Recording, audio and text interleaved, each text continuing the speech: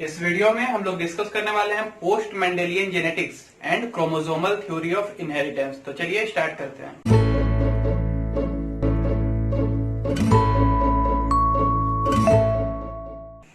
Hello everyone, कैसे आप लोग? अगर आप एम कर रहे हैं नीट एग्जाम के लिए, then make sure to subscribe this channel and also press the bell icon. हम लोग कंटिन्यू कर रहे हैं मेंडेलियन जेनेटिक्स। अभी तक हम लोग देख लिए थे मेंडल का एक्सपेरिमेंट, सारा स्टेप, और उन्होंने सारे स्टेप के साथ कौन कौन सा लॉ दिया था। ठीक है, उन्होंने अपना एक्सपेरिमेंट कब स्टार्ट किया था? 1856 में, और कंप्लीट कर दिया था 1863 में। देन तो हम लोग एक्सपेरिमेंट के बाद देख रहे हैं, मतलब हम लोग इसको बोल सकते हैं कि हम लोग देख रहे हैं पोस्ट मेंडेलियन एरा। ठीक है, पोस्ट मेंडेलियन एरा। ठीक है, अभी तक हम लोग सारा एक्सपेरिमेंट तक का देख लिए थे।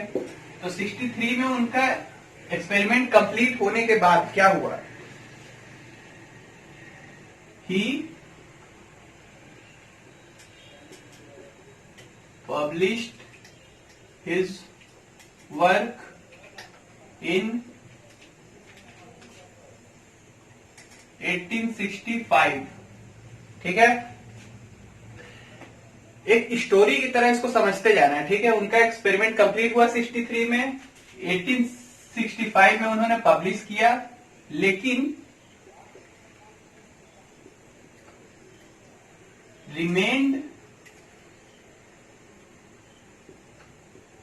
unrecognized till 1900 तक उनका वर्क अनरिकॉग्नाइज रहा। क्यों? इसका कुछ रीजन है, ये हम लोग को एनसीईआरटी में दिया हुआ था, एग्जाम में आ सकता है। ठीक है, वाई? सबसे पहला चीज उनका profession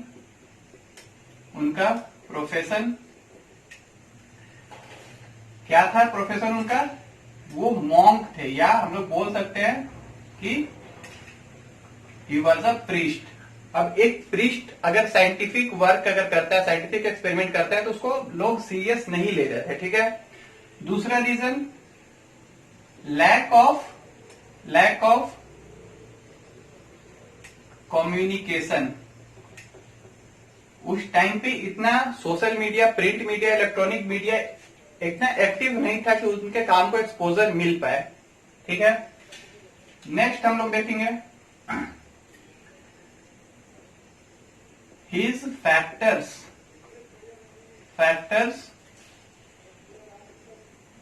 have no physical proof. ना उन्होंने खुद और ना ही किसी और साइंटिस्ट ने जो फैक्टर वर्ड, जो जीन के लिए उन्होंने फैक्टर वर्ड यूज किया था, उसका अभी तक कोई फिजिकल प्रूफ नहीं मिल पाया था। ठीक है, नेक्स्ट हम लोग देखेंगे कि उन्होंने क्या बोला। He said factor as a stable unit. उन्होंने फैक्टर को स्टेबल यूनिट बताया, जो कि which was against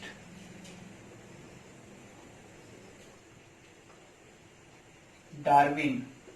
ठीक है, तो उस टाइम के बहुत बड़े साइंटिस्ट डार्विन के अगेंस्ट था ये बात कि फैक्टर जो है वो एक स्टेबल यूनिट है, क्योंकि डार्विन ने बोला था वेरिएशन से इवोल्यूशन होता है, किसी भी स्पीसीज का इवोल्यूशन के लिए वेरिएशन होना चाहिए, और यहाँ पे स्टेबल है तो वेरिएशन नहीं होगा, जो कि डार्विन के अगेंस्ट था, इसलिए ये उस समय इनके एक्सपेरिमेंट को नहीं माना गया। Next point, he used mathematics या math to explain his work. उन्होंने genotypic and phenotypic ratio number में दिया था, जिससे कि उन्होंने बताया कि कितना प्रोबेबिलिटी है किसी भी कैरेक्टर के नेक्स्ट जनरेशन में दिखने का, एक्सप्रेस होने का। तो वो मैथ का यूज जो उन्होंने किया, वो साइंस में, बायोलॉजी में स्पेशली वैलिड नहीं माना गया उस टाइम पे। ठीक है, देन इसके बाद क्या हुआ, स्टोरी की तरह पे हम समझ रहे हैं इसको, ठीक है। इसके बाद क्या हुआ,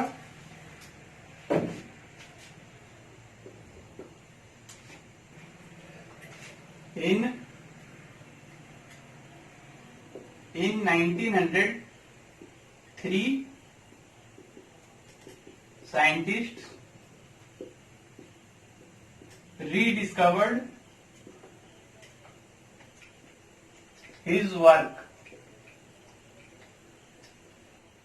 1900 के आसपास में 3 साइंटिस्ट आपस में मतलब अलग अलग वर्क करते हुए एक ही रिजल्ट पे पहुंचते हैं, ठीक है। वो साइंटिस्ट कौन थे, फर्स्ट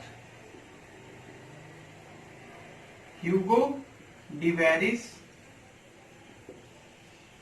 जो कि हॉलैंड से थे, second Correns from Germany and third von Tschermak from Austria. Austria से ही, मेंडल भी ऑस्ट्रिया से ही थे, ठीक है। तो इन्होंने अलग अलग एक दूसरे से अलग अलग वर्क किया और सेम रिजल्ट पे पहुंचे जो कि मेंडल का रिजल्ट था, ठीक है। तो इन्होंने उनके वर्क को फिर से रीडिस्कवर किया अपना अलग एक्सपेरिमेंट करके, ठीक है। इसके बाद क्या हो रहा है,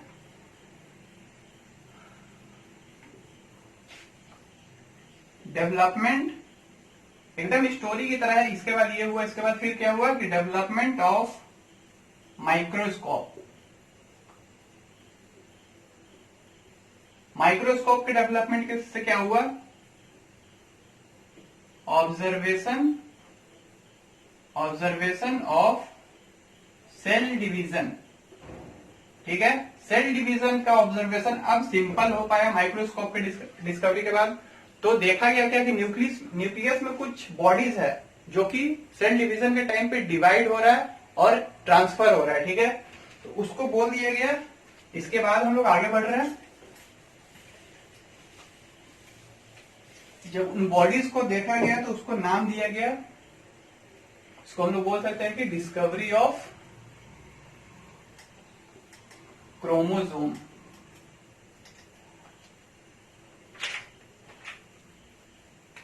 क्रोमो मतलब क्रोमा वर्ड आया कलर से, जोम मतलब बॉडी, कलर्ड बॉडी जो कि ट्रांसफर हो रहा था ऐसा दिखा माइक्रोस्कोप में, उसको बोल दिया गया क्रोमोसोम, ठीक है। फिर इसके बाद क्या हुआ कि कुछ टाइम बाद 1902 में 2 साइंटिस्ट आए, वाल्टर सटून एंड थियोडोर बोवेरी। इन्होंने ऑब्जर्व क्या किया कुछ पॉइंट्स। दे ऑब्जर्व्ड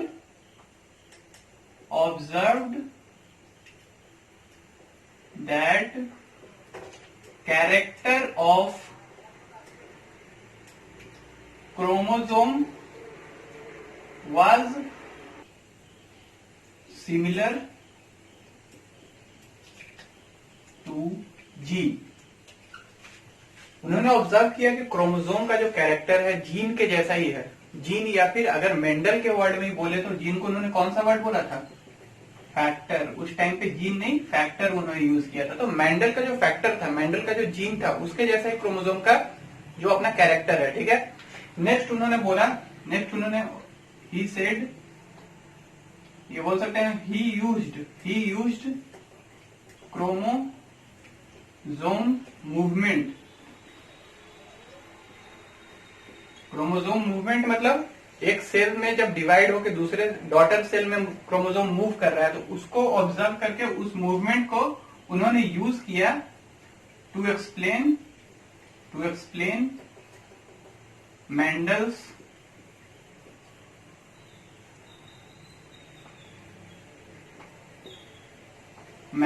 वर्क या मेंडल्स लॉ। मेंडल के जो एक्सपेरिमेंट वर्क उनका लॉ था उसको एक्सप्लेन करने के लिए उन्होंने क्रोमोसोम के मूवमेंट को यूज किया, ठीक है।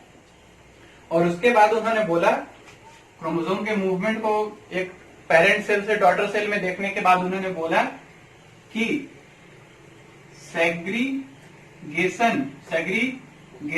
Of chromosome leads to segregation of gene या फिर फैक्टर, जीन या फैक्टर, ठीक है।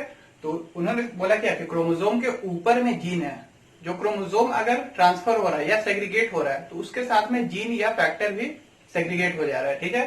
तो इनके नॉलेज को, मतलब वाल्टर सटून एंड थियोडर बोवेरी के नॉलेज को साथ में अगर हम जोड़ दें मेंडल्स वर्क के साथ, मेंडल के वर्क के साथ, तो इसको हम लोग बोलेंगे क्या, कंबाइन फॉर्म में क्रोमोसोमल थ्योरी ऑफ इनहेरिटेंस। इनका जो ये सब इन्होंने ऑब्जर्व किया, इन्होंने जो नॉलेज दिया, उसके साथ में अगर हम लोग मेंडल के वर्क को ऐड करें तो इसको हम लोग बोलेंगे क्रोमोसोमल थ्योरी ऑफ इनहेरिटेंस, ठीक है। अब ये क्रोमोसोमल थ्योरी ऑफ इनहेरिटेंस दिया कौन, सतून एंड बोवेरी विथ मेंडल, ठीक है। इसको एक्सपेरिमेंटली प्रूव कौन करेगा, experimental proof was given by Thomas Hunt Morgan, ठीक है, टीएच मॉर्गन। इन्होंने वर्क किया था ड्रोसोफिला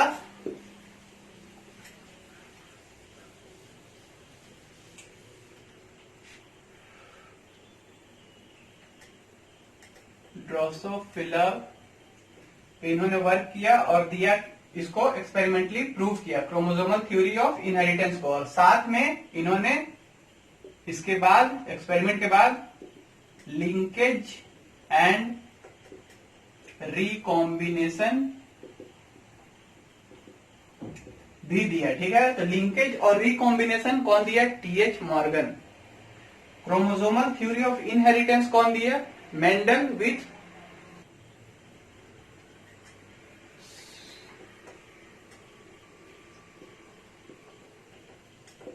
इन्होंने दिया chromosomal theory of inheritance, T H Morgan ने दिया linkage and recombination, chromosomal theory of inheritance को एक्सपेरिमेंटली प्रूव किया टीएच मॉर्गन ने, ठीक है। अब इन्होंने ड्रोसोफिला को एज अ एक्सपेरिमेंट के लिए क्यों यूज किया, इसका कुछ कारण था। ग्रोन इन सिंपल मीडियम, बहुत ही स्पेशल इन्वायरमेंट, बहुत ही स्पेशल मीडियम नहीं चाहिए होता था, सिंपल मीडियम में ग्रो कर रहे थे हम लोग इसको। फिर इसका लाइफ स्पेन जो था शॉर्ट था, शॉर्ट मतलब क्या, 2 वीक, ठीक है।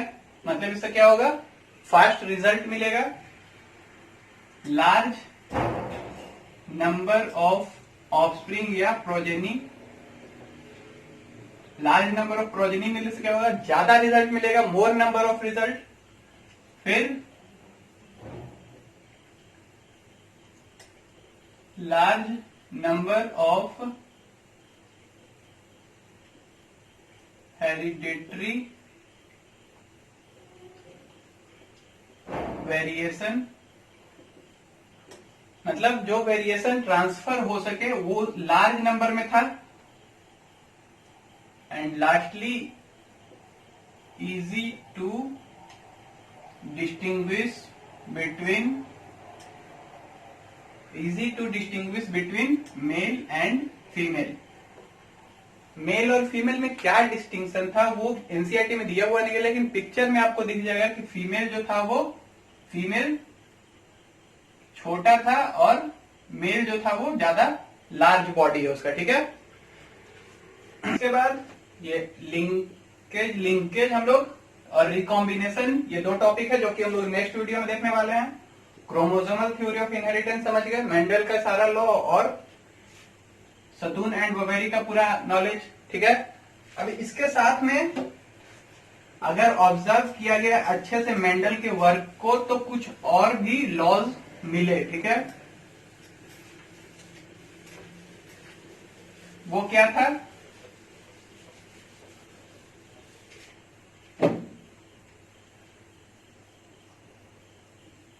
अगर हम लोग एक एग्जांपल लेते हैं, ठीक है, एक रेड फ्लावर है, एक व्हाइट फ्लावर है, ठीक है। रेड के लिए हम लोग आर यूज कर रहे हैं, कैपिटल यूज कर रहे हैं, मतलब डोमिनेंट, और व्हाइट के लिए स्मॉल आर, यानी कि स्मॉल आर मतलब रिसेसिव। अगर इसका हम लोग पेरेंट लेंगे तो पेरेंट कैसा होगा? हमेशा homozygous pure red and homozygous recessive यानी कि व्हाइट, होमोजाइगस डोमिनेंट यानी कि रेड। तो ये दोनों अगर पेरेंट को हम लोग क्रॉस करवाते हैं, उसके बाद हमको जो फर्स्ट जनरेशन या F1 मिलेगा वो कैसा होगा? कैपिटल आर स्मॉल आर, ठीक है। ये हमारा जीनोटाइप होगा F1 का या फर्स्ट जनरेशन का। अब अगर ये F1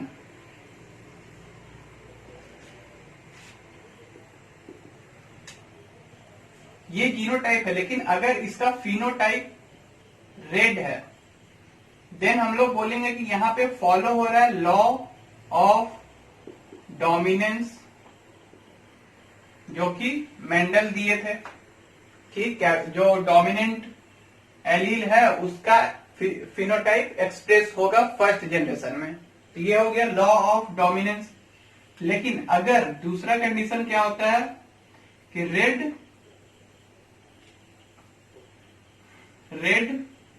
plus white, half flower red है और हाफ व्हाइट है, अलग अलग, दोनों मिक्स नहीं है, दोनों अलग अलग है। तो यहां पे क्या होगा? लॉ ऑफ कोडोमिनेंस, यानी कि डोमिनेंट है दोनों साथ में, कोडोमिनेंस, ठीक है। थर्ड केस क्या हो सकता है कि पिंक फ्लावर मिल जाए, व्हाइट और रेड मिलके हमको पिंक फ्लावर मिल जाए। तो यहां पे हम लोग बोलेंगे कि ये हो गया हमारा लॉ ऑफ इनकम्प्लीट डोमिनेंस, ठीक है। अब हम लोग लॉ ऑफ डोमिनेंस जानते हैं, law of codominance and law of incomplete dominance को थोड़ा सा डिटेल में देखेंगे।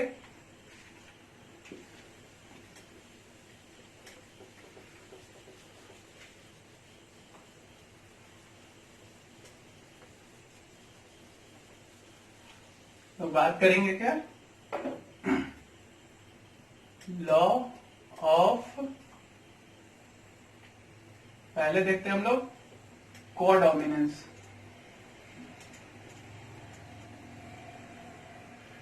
इसको हम लोग अगर डिफाइन करें तो हम लोग इसको क्या बोल सकते हैं? अभी हम लोग देखे थे कि F1 यानी कि फर्स्ट जनरेशन शोइंग या शोज कैरेक्टर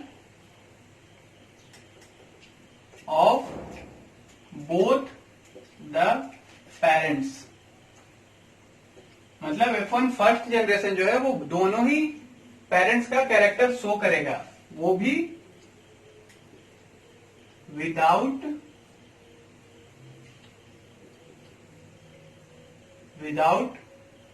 मिक्सिंग, ठीक है। मतलब फ्लावर में था कि रेड और व्हाइट दोनों अलग अलग बिना मिक्सिंग के दोनों ही कैरेक्टर हमको शो कर रहा था, ठीक है। एक और एग्जांपल लेके इसको हम लोग समझते हैं।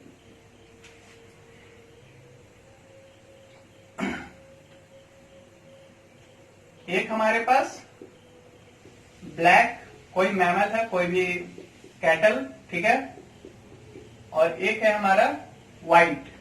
ब्लैक हम लोग कैपिटल बी से शो किया, मतलब ये डोमिनेंट जीन होना चाहिए, डोमिनेंट एलील, और स्मॉल बी मतलब ये रिसेसिव व्हाइट एलील होगा, ठीक है। ये हमारा क्या है, ब्लैक मैमल या कैटल, और ये हमारा है व्हाइट और रिसेसिव। स्मॉल लेटर मतलब रिसेसिव, ठीक है।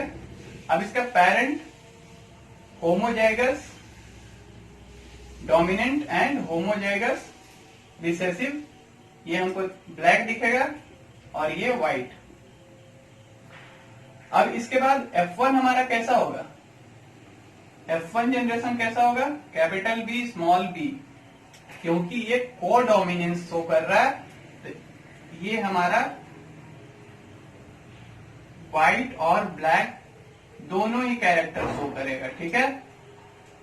इसको हम लोग क्या बोलते हैं, रॉन मैमल या रॉन कैटल, ठीक है। इसमें अगर हम लोग देखें genotypic ratio and phenotypic ratio. Genotypic phenotypic ratio के लिए हमको F1 जनरेशन को क्रॉस करवाना होगा। F1 जनरेशन अगर क्रॉस होगा तो कैसा, हमको capital B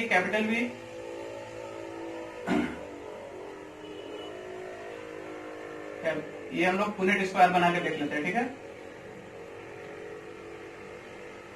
capital B small B, capital B small B, ये कैपिटल बी वाला क्या होगा, व्हाइट, और स्मॉल बी वाला होगा, सॉरी, ये होगा हमारा ब्लैक और ये होगा हमारा व्हाइट। ये दोनों में कोई दिक्कत नहीं है, लेकिन ये दोनों क्या होगा, ये दोनों रॉन होगा ना। तो हम लोग बोलेंगे कि हमारा जीनोटिपिक रेशियो तो 1:2:1 है, ठीक है। एक टाइप का जीनोटाइप, ये 2 जीनोटाइप, और ये फिर तीसरा टाइप का जीनोटाइप 1, ठीक है। तो जीनोटिपिक रेशियो चेंज नहीं हुआ, ये बहुत ही इंपॉर्टेंट पॉइंट है कि जीनोटिपिक रेशियो कभी भी चेंज नहीं हो रहा है। लेकिन फिनोटिपिक रेशियो हमारे पास कैसा आ रहा है, 1:1 ब्लैक, 2 है हमारा रॉन, और 1 हमारा फिर से व्हाइट। तो अगर मेंडल का मोनोहाइब्रिड क्रॉस देखे तो वहां तक फिनोटिपिक रेशियो हमारा 3:1 आता था, लेकिन ये चेंज हो गया, क्या हो गया, 1:2:1।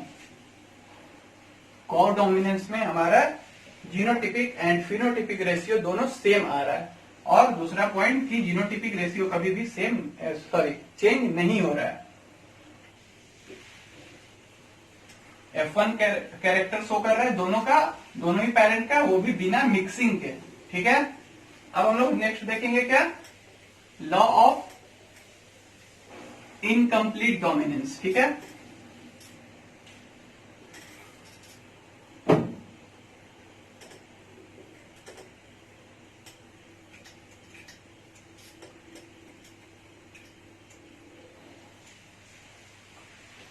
तो इसको हम लोग देखें, इसका क्या मतलब है कि F1 shows character in between two parents, मतलब उन दोनों के बीच का कैरेक्टर, मतलब क्या होगा कि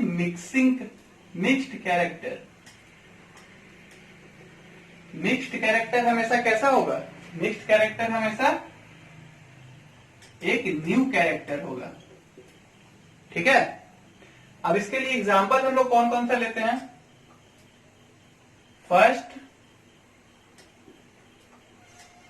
एंटीरियम मेजस, जो कि एनसीईआरटी का एग्जांपल है। इसको हम लोग स्नैप ड्रैगन भी बोलते हैं। सेकेंड मिराबिलिस जलप्पा या 4 o'clock प्लांट या 4 o'clock फ्लावर, ठीक है। थर्ड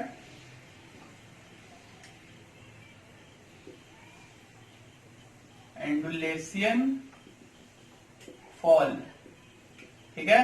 ये कुछ एग्जांपल है जो कि लॉ ऑफ इनकम्प्लीट डोमिनेंस को शो करेगा, फॉलो करेगा। ठीक है, अगर इसमें हम लोग देखें, हम लोग एक एंड्रियम मेजस का फ्लावर लेते हैं जिसका कि पेरेंट कैसा है, रेड है और व्हाइट है। ठीक है, रेड एंड व्हाइट है। रेड है मतलब इसका प्योर होमोजाइगस डोमिनेंट प्लांट है, प्योर होमोजाइगस डोमिनेंट प्लांट है। तो इसको हम लोग कैपिटल से शो कर दिए कि इसका जीनोटाइप कैसा है, कैपिटल आर, और वही प्योर होमोजाइगस रिसेसिव प्लांट है तो इसको हम लोग स्मॉल आर से रिप्रेजेंट कर दिए। इसके बाद हमारा F1 कैसा मिलेगा, कैपिटल आर स्मॉल आर, यहां पे हमको दिख जाएगा लॉ ऑफ इनकम्प्लीट डोमिनेंस, ये हमारा हो जाएगा इन बिटवीन कैरेक्टर मतलब कि पिंक। वहीं अगर हम इसको फिनोटाइप और जीनोटाइप फिर से देखना चाहें, जैसा कि हम लोग कोर डोमिनेंस में देखे थे, तो F2 निकालना पड़ेगा हमको। F2 हम लोग पुनेट स्क्वायर से निकाल लेते हैं। इसका गैमेट होगा कैपिटल आर स्मॉल आर, दूसरे पेरेंट का भी गैमेट होगा कैपिटल आर स्मॉल आर, हमको मिलेगा capital R capital R capital R small R capital R small R small R small R. ये हमारा प्योर होमोजाइगस है। इसका हमारा फिनोटाइप कैसा आ जाएगा, रेड। ठीक है, रेड प्योर हमारा होमोजाइगस रिसेसिव है तो इसका हमारा कैरेक्टर कैसा हो जाएगा, फिनोटाइप हो जाएगा व्हाइट। लेकिन इन दोनों का फिनोटाइप कैसा आएगा, पिंक, है ना। तो अगर हम लोग देखें इसका फिनोटिपिक रेशियो